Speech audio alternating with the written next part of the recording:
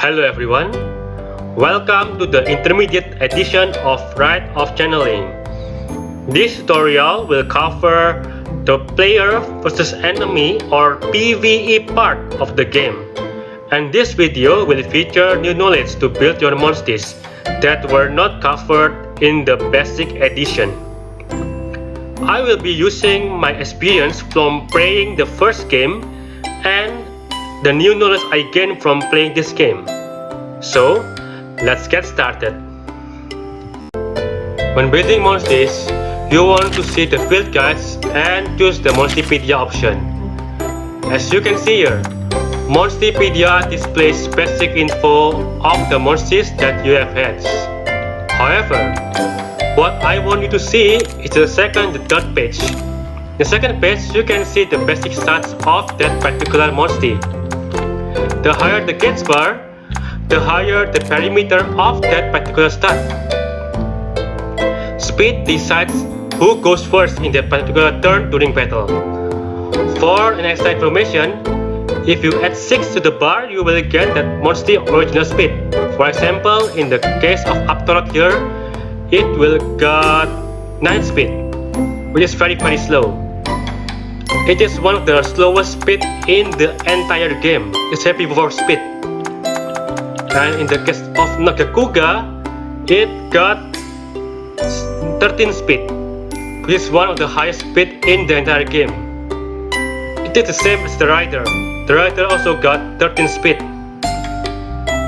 And recovery is how much health will be recovered when the monsties utilize healing skill. The higher the bar, the higher the health recovered. Max HP and crit rate are self-explanatory. Then, on the third page, you will see elemental stats. The higher the bar gauge, the higher the damage when utilizing that particular attack type, or the lower the damage you took from that particular attack type. In the case of Gamot here, you will normally want to use ice attack and avoid fire attack. I said normally, since there are exceptions. For example, you want to make your Gamot a very defensive monster with burning capabilities. In that case, you will need Fire Gin.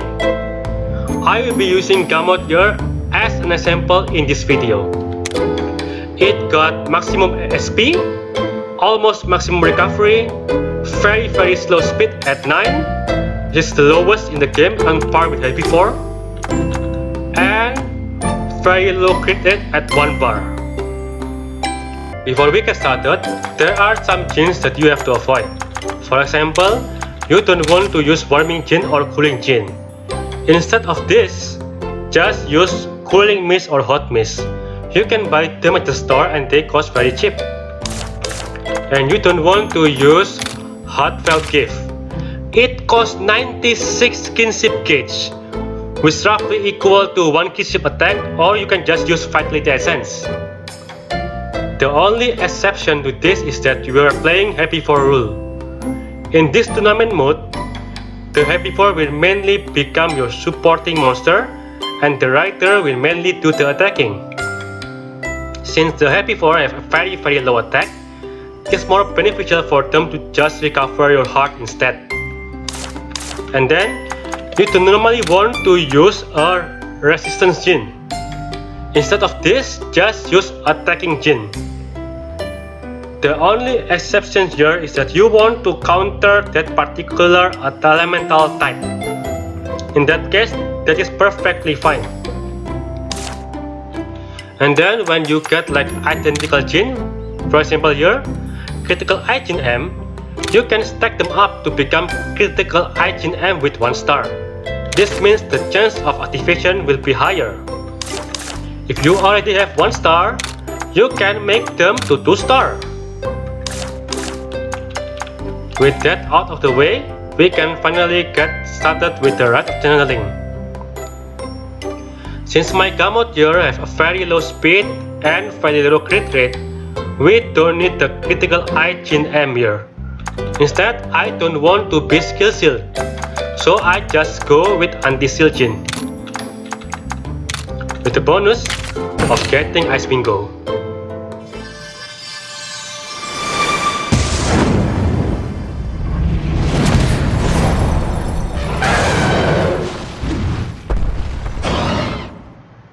And then, back in the previous video in the basic edition, I suggest you to go with triple bingo.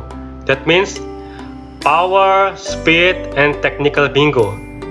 However, if you got a certain plan to build your monster, you can just get away with 2 bingo or even 1 bingo. For example here, I want to give my Gamot a healing bingo, a healing move I mean, since it got a very high recovery bar gauge. So I will forget the speed bingo here. And since my Gamot always move last, I mean almost always move last, since it got like a very slow speed, I give him a sleeping attack here. So when I'm lucky, the enemy will spend sleeping for 1 turn doing nothing. And here it goes.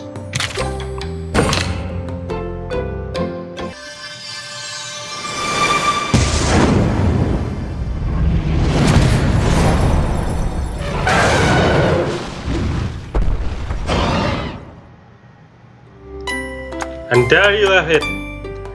This is my Gamot with power and technical bingo, with recovery and sleeping move.